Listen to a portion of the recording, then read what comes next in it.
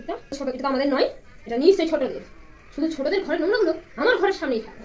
আজ একটা আমি হেস্ত নেস্ত করেই থাকবো। ছোট, এই ছোট, ছোট, কি হয়েছেটা কি? এদিকে আয়।